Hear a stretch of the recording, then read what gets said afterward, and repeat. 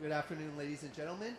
We are 3V Capital. My name is Imrajan. This is Catherine, Sander, and Faye, and we are here to present to you our recommendation for The Corner. So The Corner is a 5-story retail development in the Upper East Side of Manhattan. It's currently 80% leased with one floor remaining vacant. The asset itself is owned by Bar Harbor Capital, BHC as we like to call it, which is a real estate private equity firm that specializes on the retail industry. BHC has been operating out of their 4th fund, and they've recently raised a 5th fund for European acquisitions. The Corner is actually the only remaining asset in this fund that's unliquidated. So with that in mind, our ultimate investment thesis is to pursue aggressive lease-up strategy and a remodel of the rooftop in order to sell as quickly as possible. Most importantly, we want to avoid any costly and time-consuming construction that is possible. Now, the 3 things that we ultimately used to guide our decisions was the desire to anticipate future retail trends, maximize value, and mitigate risks. I'm now going to pass it off to Sander to talk about an economic overview. Thanks, Amarajan. So I'm going to go overview a market analysis as well as what influences us to sell the asset. First off, the cycle.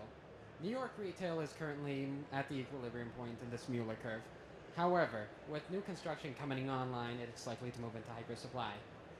But we see Upper East Side retail having stagnating rents right now, and when you consider the supply coming online, it's likely going to move that market in particular into a recession characterized by falling rents and rising cap rates. This rise in cap rates is further pressured by the fact that the 10-year Treasury is likely going to be raised from about 2.5% to 3% by year end, which will put tremendous upwards movement onto the cap rate. Furthermore, our vulnerable position is made more difficult by the fact that asset pricing over the past cycle has been defined by capital inflows, not increases in the underlying rents of the properties. We see a divergence here between asset prices and the underlying incomes. When you look at the CPI, the real GDP growth has been almost flat compared to the appreciation. These capital inflows, which are starting to change, are what has created this appreciation and makes it quite unstable. There is a time limit on what we are able to do before we sell. So we should, On to the demographics. The young Gujaratis, the money and brains are 2 cohorts which are very affluent, young, small families, and then you have the cosmopolitans, which are wealthy, your traditional image of an Upper East Side resident. Each of these have something in common, though, besides their income. It is their passion for fitness. 84% of them want to do at least one fitness activity every week, compared to 57% of the New York market as a whole. And furthermore, the property is very densely populated, with 79,000 within the half-mile radius. Lastly, those 3 cohorts have very, very high disposable incomes, with median household incomes of $18,000 versus about $52,000 for the New York Metro as a whole. Now, I'm going to pass it on to Catherine for a retail industry outlook. All right, so as Sander alluded to, we are in a struggling market right now. In the past 2 years, Manhattan average asking rents for retail have dropped -3%. The Upper East Side is in even a more dire situation, with an average drop of -24%. This alludes to the fact that we are entering a recession, and the Upper East Side is likely the first submarket to be hit. Additionally, to tie this back to our overall strategy, we want to quickly lease and get out as soon as possible. However, it's not only important to quickly lease, but to accurately lease this space. And for this, we want to look at current retail trends. As you look at overall retail sales growth by category for 2016, health, fitness, lifestyle type tenants have actually grown by 7.4% amongst the most of all these categories. Contrast this with e-commerce sales. This same category, health, fitness, lifestyle, has only grown by 17%. This alludes to that the stores themselves are very strong. It creates a destination for the shopper, which is exactly what we want to do. Next, we wanted to look if this was just a trend. We actually see a 23% projected growth in athleisure tenants over the next 10 years, and it's already a $270 billion industry. Further, I'd like to highlight that millennials are more interested in health and fitness than ever, 81% of them. This is the highest amongst all the cohorts. Tie this back to Sanders' demographic analysis. This is ideal for Upper East Side clientele. Further, from a leasing perspective, boutique fitness tenants take very little time to lease, an average of 3 to 6 months, and they're likely to take an upper floor compared to other tenants. Let's jump into the actual property. It's a great location at Avenue 2 and 3/4 and East Mystery Street, right in the heart of the Upper East Side, and has a great tenant mix so far. 5 stories, one of them's not leased, 82% occupancy. Let's analyze a SWOT analysis for this property. So strengths include mostly its location, great demographics, and current retail mix. Opportunities include a variety of options, such as construction, adding a condo unit, adding an additional floor of retail, really anything, as well as general marketing of the entire building and branding as far as tenants, as well as some signage.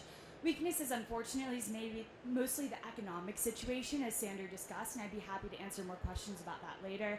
Threats are general things such as changing base of retailers, changing consumer preferences, as well as potential increase of at-home fitness options. Looking at our specific lease strategy, our number one priority is to achieve 100% occupancy. We want to lease the top floor to a boutique fitness tenant.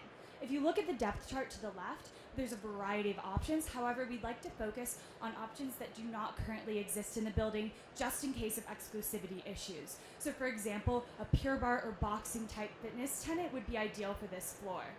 Additionally, I've listed other health food options and athleisure options, just in case Brooks Brothers decides not to renew their lease in 2019.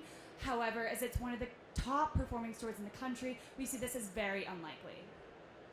Lastly, I'd like to go over our value add opportunity for this building. We'd like to create a unique rooftop space at the top of the building marketed to this 5th floor tenant. Ideally, this would only take 7 months maximum and would be at the same time we're leasing this top building, as you can see in our timeline. Additionally, we really don't anticipate much issues getting a permit, as 71 rooftop permits in New York City were issued in 2015. A key factor is the green rooftop tax abatement. New York City is actually encouraging buildings to implement green rooftop spaces, and there's a $4.50 per square foot tax abatement. Although not necessary, this is definitely a value add. So now that Catherine's gone over our proposal, it's important to deep dive and see if this is financially viable. Now, just before we go into that, it's important to highlight some of the underlying assumptions of our model. First and foremost, this building is completely unlevered. Now, we're not sure if this is because the debt has been paid off or if the firm entered on an all-equity perspective. Because they are targeting a 15 to 20% levered return, we don't think that the firm actually bought this asset completely unlevered, but we did and calculated all our returns on an unlevered basis just to keep consistency.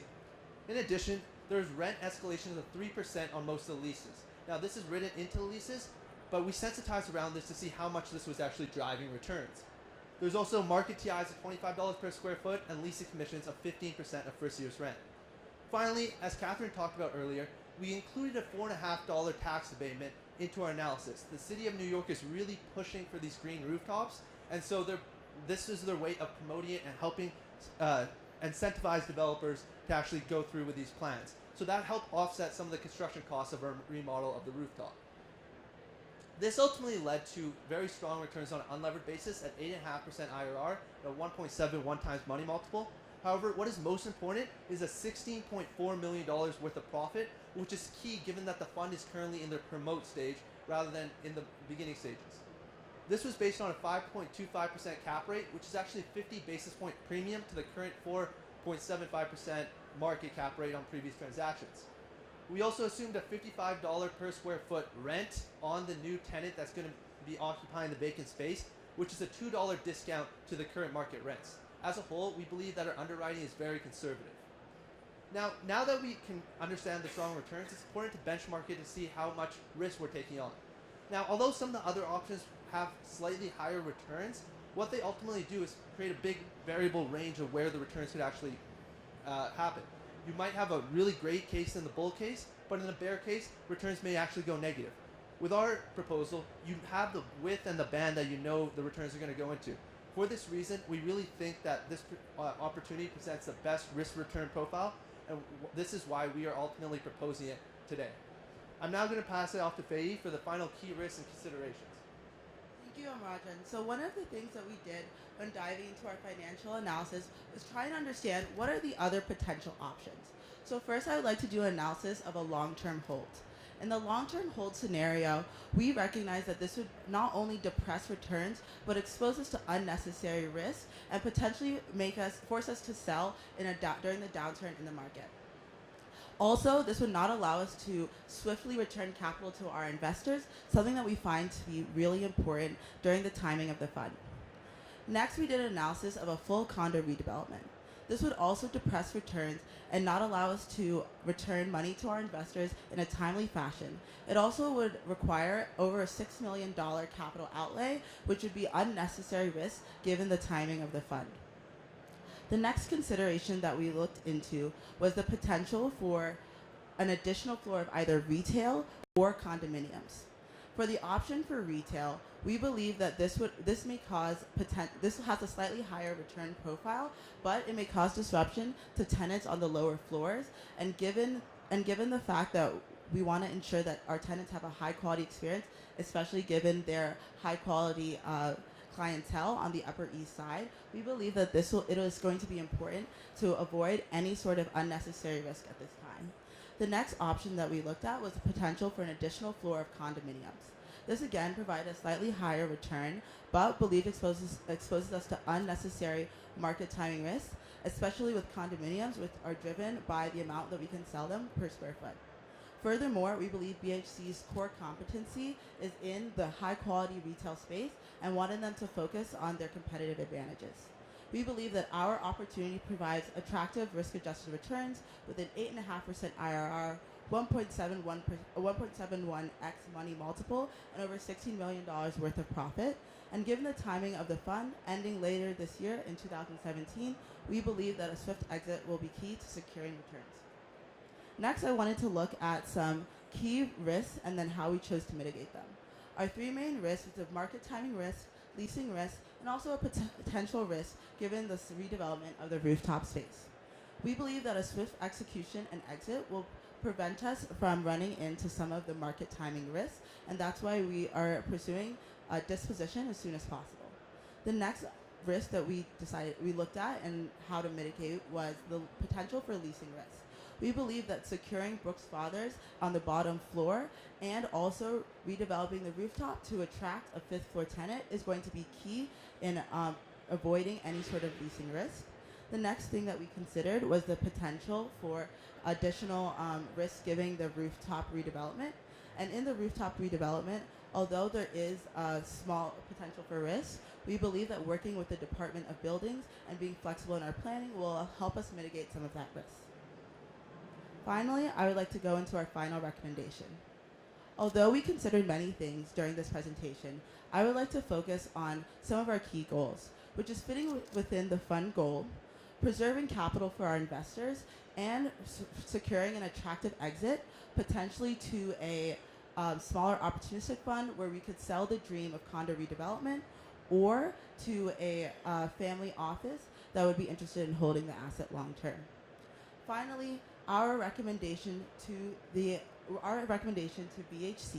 is to pursue a short-term value-add opportunity, and then pursue immediate disposition to lock in attractive risk-adjusted returns for our investors.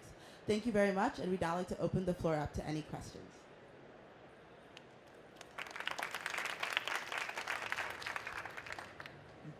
Do you guys know, or did you find out in your analysis why the fifth floor is empty? So it's been on the market for a couple of years. We think this is largely due to the economic conditions of the Upper East Side. This is specifically why we'd like to lease it to a boutique fitness tenant. We think they're really the only option that would accurately fit the space. Additionally, with the rooftop add-on, we think it will more market to the fifth floor tenant and create a value add opportunity. As you saw in a couple of the pictures, plenty of yoga studios, cycling studios utilize that space, and it will also create a unique positioning upon sale. Guys, hello. Good presentation, well thought out. I think, Catherine, in your slide you mentioned that rental rates went down on the Upper East Side, and then you said, and we're going into a recession. What's the basis of that thought process of going into a recession? I want to clarify that it's not a total economic recession. It is merely in the context of where the cap rates and the rents are going for this real estate cycle. So we see the rents growth has stagnated and new supply is continuing to be pushed out.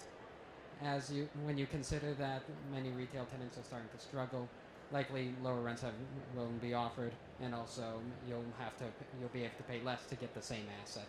And in defining recession as that condition with falling rents and rising cap rates, that's what we mean by it going into the recession. Not like saying the total economy is going down, but just that Upper East Side retail's not really doing that well. So the fifth floor is set for an extended period of time.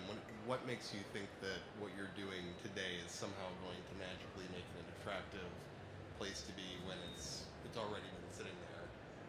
You're estimating a massive decline in the market.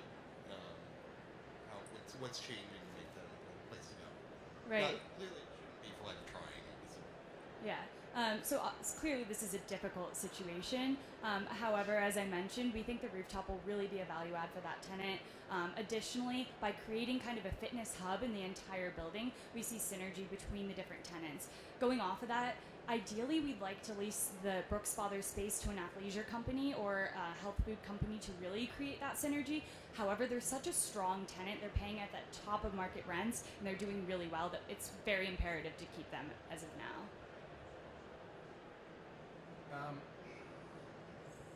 Couple questions. I heard that, and I'm sorry if I missed some of the numbers, that you were proposing to rent out the top floor at $55 per square foot. Is that correct? And did I miss something? Are you offering any kind of an incentive? Yeah. So the way that we underwrote is that we had a 6-month build-out period with an additional 3 to 6 months of free rent. So in our underwriting, we did 6 months of free rent, and that's what drove that. And so, yeah, thank you. Sorry. So we did want to give them as much concessions as possible to help entice that tenant in order to ensure that at sale we could have as high as NOI as possible to ultimately deliver to a potential buyer. 6 months of free rent plus a 6-month fixturing period, so call it 12 months of no rent. Yep. Now, you also mentioned the rooftop and the idea of using that as a space for the fifth floor tenant. Now, back in 2012, we spent quite a bit of money on the building, upgrading all our heating and ventilating and air conditioning systems in the building, and we've got some rooftop units up there. Where are those going to go? Yeah, so when we and actually... did you factor the cost to relocate them or whatever into your projections? We did. So we actually only included the tax abatement on 1,500 square feet. Sorry, we included 1,000 square feet in terms of like moving HVAC and anything else that may be to a specific part, whatever it takes to get the rooftop presentable. And so we were also very aggressive in the costs that we assigned to actually remodeling that rooftop. So in our numbers, we thought that it could take anywhere between $50,000 to $75,000 max, but we actually made it $100,000 for that complete remodel, just to have conservative underwriting, given the fact that where we were in January, we're going to be starting construction now. Maybe construction firms would want a little bit more to operate in that time of the year. So we did include some of that analysis and any of those additional costs that may be. Okay, on the finance side, I mean, you do analysis that relates to saying if I don't get this rent, I'll get that rent, and this will be the IRR versus that'll be the IRR. Do you do any thinking at all related to the existing tenants? The existing tenants have leases that end in December 19, December 20, and December 22. Is there any thought to going back to these tenants at this point? Do you have go into and even dropping the rents in order to extend the leases, in order to have a different cap rate based on the stability of what the buyer requires versus right now, which are in effect all short-term leases that you've based a cap rate on, and is that really valid? Yeah, so we didn't actually do lower rents, but we did include that analysis. If you go to our final recommendations slide, we actually offered Brooks Fathers 6 months free rent in order to entice them to exercise the renewal option early. So we wanted to, they have a 5-year renewal option that's obviously they're going to exercise right at 2019. And we wanted to get that done as soon as possible to increase NOI at sale and the credit quality of the building as a whole at sale. So we gave them 6 months free rent in order to increase rollover. In terms of the other two tenants, first of all signs were pointing that they're doing well. So that was we were happy about that. But we were also going to pursue free rent and other things that would not affect our NOI, but potentially make them more inclined to actually renew their lease or extend their lease, so that when we're going to a buyer at sale, we can present the best profile possible. Yes, but what you did not, what I think you did not do, is do a complete. I know I'm just giving it a confirmation if it is done or not. One is doing a total package, recognizing that whether you give her a free rent or not, it's based on the existing tenants in effect being on the lease terms that they are, versus doing an entire analysis showing IRRs and returns as if all those leases were able to be renegotiated, the rents were all lower, but the terms were 7 years or 5 years longer, and in return for that, my cap rate is X versus Y, and because of that, my returns are this versus that. That was not done. To a degree, it was done because we actually did cases where we actually reset the rent back to what it was for Brooks Father specifically, because of the first lease that's coming due, and see if we reset with that renewal option, what would returns look like. We also sensitize around different cap rates with the inclination towards the bear case on if cap rates were to rise. So we did do that analysis. We did more of a conservative approach where we looked at what would be the worst case scenario and what would the returns look like. We didn't go on a full on, this is, if they renew at a higher rent, what would that be? Because we're confident that the fund is trying to exit liquidate this last asset. We want to see what the downside case is and compare those, and then anything up greater than that would just be pure profit and pure upside. Question. One thought here. I understand that your strategy is let's don't waste time. Let's get this thing ready to sell. Let's get the 5th floor leased. That's going to drive a higher sale price. And you've talked about this rooftop garden, which what you're saying is it's pretty easy to permit because there are incentives there. Did you think about actually in trying to excite the buyer that he has upside from a fairly low cap rate? Did you think about actually going to the city and permitting a 6th floor, actually getting the permits to build the rights to build a 6th floor? The buyer doesn't have to put it, but and he knows that he can get the green roof easily, so he's got 2 options that he can go, and you sell kind of a little sizzle with the state. So I like that phrasing, but the building is already permitted for a 6th floor.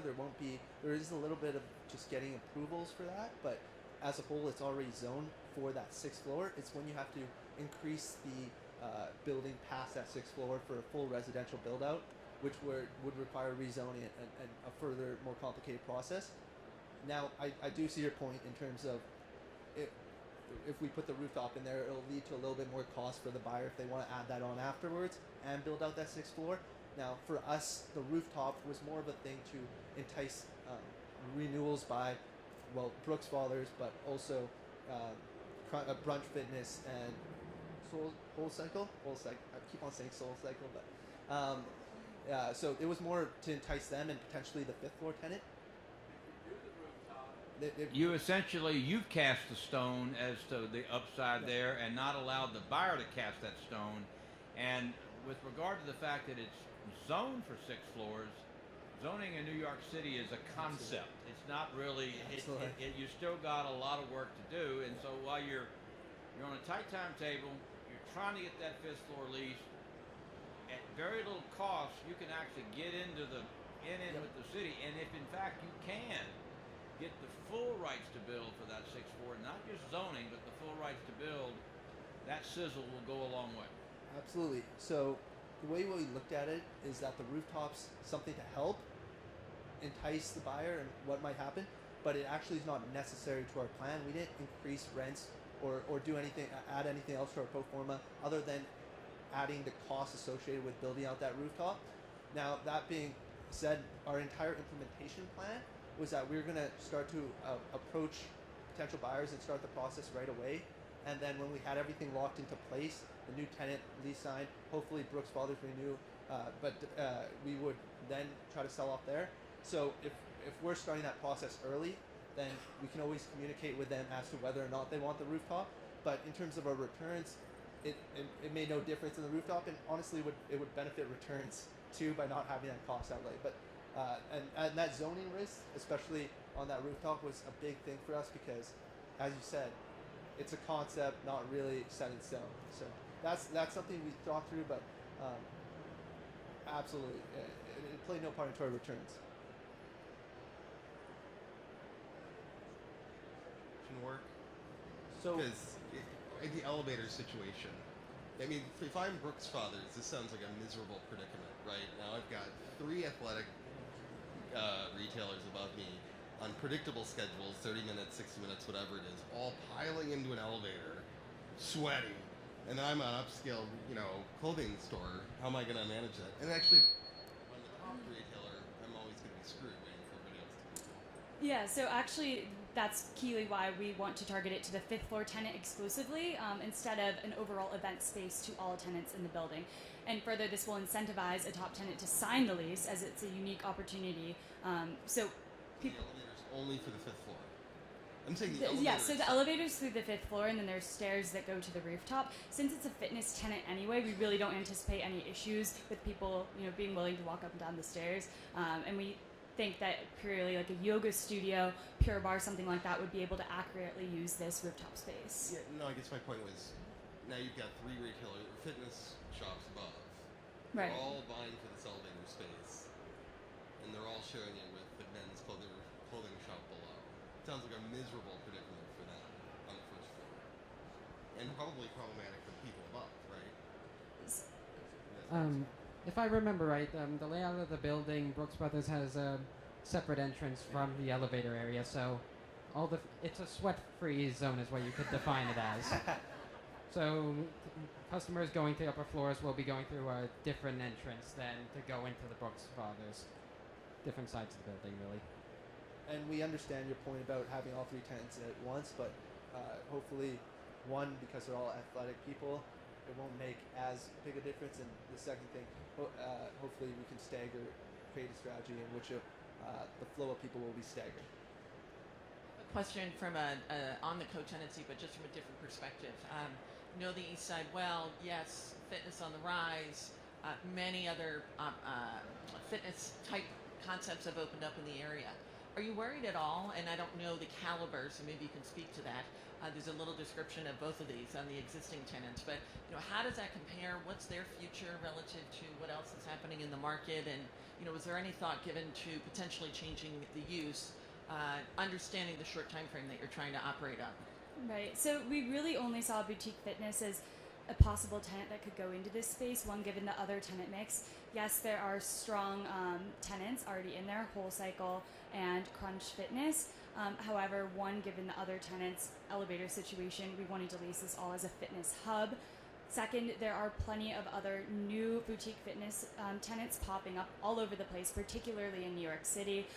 If you go back to the depth chart, we've listed a variety, and many of those are new. So we see a variety of opportunities to lease this to a strong yet rather new tenant that is slightly different from the tenants that already exist. Thought was really relative to what else has happened in the area. I understand there's limitless quantities that you could potentially go after, but just the caliber of these tenants to renew and then go through with your transaction relative to what may else be going on the Upper East Side. As far as other fitness tenants on the other, yes. So yes, while there are a variety popping up in Upper East Side, it's not the first location. So even if there are new tenants that are popping up in other areas in Manhattan, we see this as an area where they look toward first for the Upper East Side because of the other tenant mix and because of the added rooftop space. It creates a unique opportunity.